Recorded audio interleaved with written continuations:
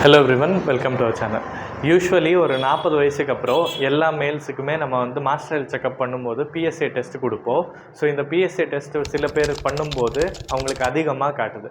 Levels அதிகமாக இருந்த உடனே எனக்கு கேன்சர் அப்படின்னு சொல்லிட்டு அவங்க பயந்து டென்ஷன் ஆகி ஆங்ஷியஸ் ஆகிடுவாங்க. ஸோ பிஎஸ்சி அதிகமாக இருந்தால் அது எப்போவுமே கேன்சராக இருக்காது, அது பினைன் கேன்சராக கூட இருக்கலாம். இல்லைனா ப்ராஸ்டேட் இன்ஃபெக்ஷன் எதாவது இருந்ததா, ப்ராஸ்டேட்டைட்டிஸ் அப்படின்வோம், அந்த மாதிரி இன்ஃபெக்ஷனில் கூட பிஎஸ்ஏ வந்து அதிகமாக காட்டும். இது ஒரு மேலிக்னன்ட் கேன்சர் அப்படின்னு சொல்லி கன்ஃபார்ம் பண்ணுறதுக்கு சில அதர் டெஸ்ட்டு கூட நம்ம பெர்ஃபார்ம் பண்ணணும். அந்த டெஸ்ட் என்னென்னு பார்க்கலாம்.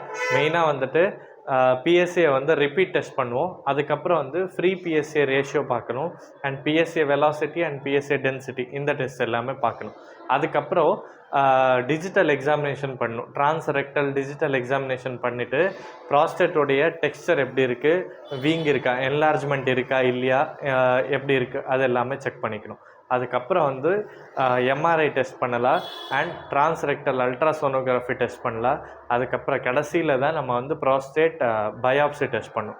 ஸோ இது எல்லாத்தையுமே பண்ணதுக்கப்புறம் தான் நம்ம ஒரு பேஷண்ட்டை வந்துட்டு prostate cancer, malignant prostate cancer அப்படின்னு சொல்லியே டயக்னோஸ் பண்ண முடியும். அதுக்கு முன்னாடி வெறும் பிஎஸ்சி அதிகமாக இருந்தால் அது எப்போவுமே மேலிக்னன்ட் கேன்சராக இருக்காது, அது பினைன் கேன்சராக கூட இருக்கும். இதே பினைன் கேன்சராக இருந்தால் பேஷண்ட் வந்து பயப்படணும்னு அவசியம் இல்லை.